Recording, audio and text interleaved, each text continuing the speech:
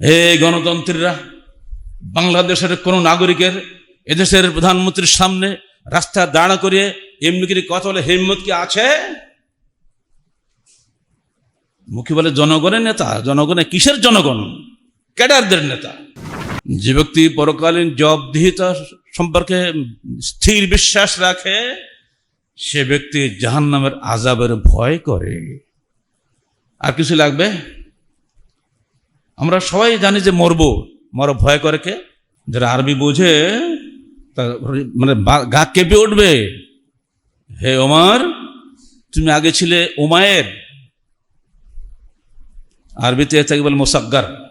কাউকে হিনু শব্দে ডাকতে গেলে আব্দুল্লাহকে ওবায়দুল্লাহ বলা হয় না? ওবায়দুল্লাহ হচ্ছে মুসাগ্গার। তো তুমি ছিলে উমায়ের।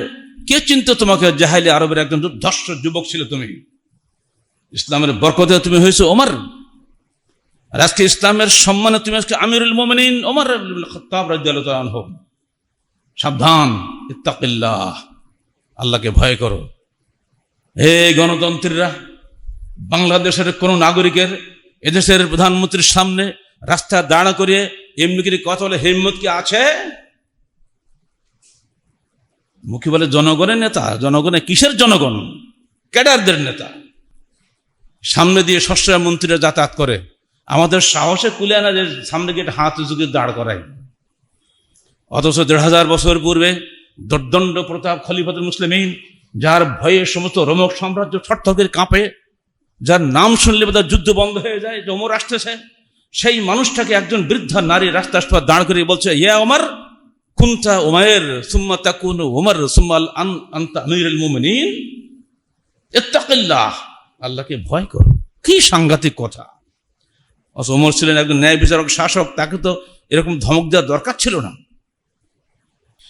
ফাইন্নাহু মান আয়াকানা বিল মাউত খাফাল ফাউত ওয়া মান আয়াকানা বিল হিসাব খাফাল আযাব।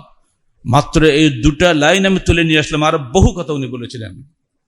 মনে দেখো, ওমর, যে ব্যক্তি মউতকে ভয় পায়, আয়াকানা বিল মাউত, মৃত্যু সম্পর্কে নিশ্চিত বিশ্বাস রাখে, খাফাল ফাউত, যে কোনো সময় সে ফৌত হওয়ার ভয় করে। মৃত্যু আসার তো কোনো টাইম টেবিল নেই, বসে আছে এখানেই মরে যেতে পারি, তাই না? পরে বলছেন, ওমান আয়াকানাল বিল হিসাব খাফাল আযাব, যে ব্যক্তি পরকালীন জবাবদিহিতা সম্পর্কে স্থির বিশ্বাস রাখে, সে ব্যক্তি জাহান্নামের আযাবের ভয় করে। আর কিছু লাগবে? আমরা সবাই জানি যে মরবো, মরা ভয় করে কে? কেউ মরা ভয় করে না। মরতেছে তাও বলে যে সে একবার মৃত্যু চিন্তাতে মাথাতে আসতেছে না, সেখানে গিয়েও বদমাশি করে। ভাষাটা আমি আবার বলছি, ইয়া ওমর ইত্তাকিল্লাহ ফাইন্নাহু মান আয়াকানা বিল মাউত খাফাল ফাউত ওয়া মান আয়াকানা বিল হিসাব খাফাল আযাব। হে ওমর, আল্লাহকে ভয় করো, কেননা যে ব্যক্তি মৃত্যুকে ইয়াকিন রাখে, মৃত্যুতে স্থির বিশ্বাস রাখে, সে যে কোনো সময় দুনিয়া থেকে ভৌত হয়ে যাওয়ার ভয় করে।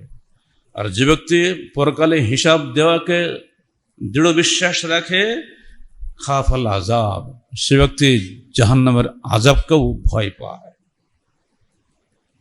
আর অনেক উপদেশ দিলেন। এরপর ওমর তার কাছে চলে আসেন, তার সেনাবাহিনীর কাছে। তারা বলছে, ইয়া ওমর, ইয়া আমিরুল মুমিনিন, আতাকিফা লিহাযিল আজুজ ইন হাযাল ওয়াকুফ, এই বুড়ির কাছে আপনি এতক্ষণ দাঁড়িয়ে থাকলেন, আর আমরা শ্রেষ্ঠ কুরাইশের নেতারা এখানে দাঁড়িয়ে থাকলাম, যে কেমন হলো? ফাকাল ওমর ওয়াইহাকা আতাদরি মান হাযিহি, ধ্বংস হোক তোমার, তুই জানো এই মহিলা কে? কাল আল্লাহ, বলে আমরা তো চিনি না।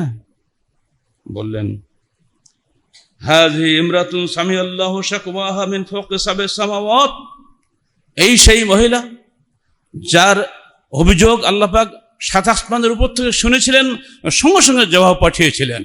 সুবহানাল্লাহ ওয়া বিহামদিহি, এই সেই মহিলা।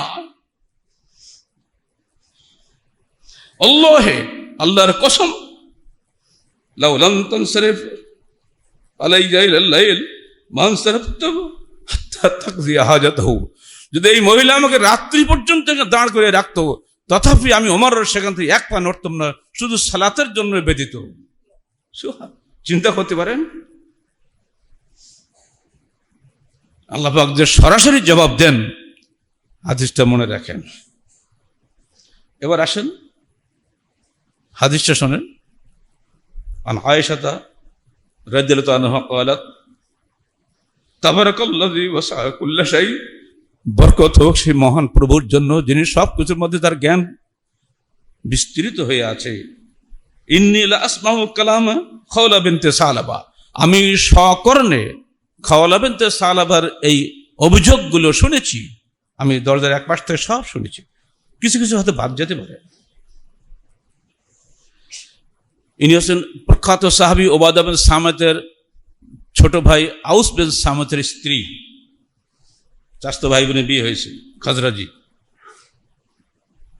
তিনি বলছেন, তার অভিযোগের একটা লাইন শোনেন।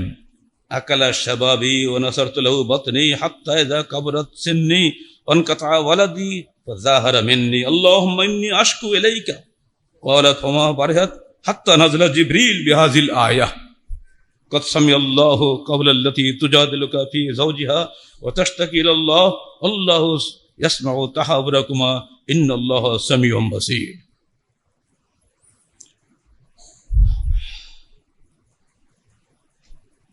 ইবনে মাজাহ 2063 নম্বর হাদিস, বুখারীতে তালিকা এসেছে, দেখে নেবেন।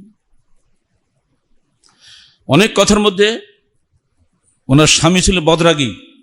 আহলে হাদিস আন্দোলন বাংলাদেশ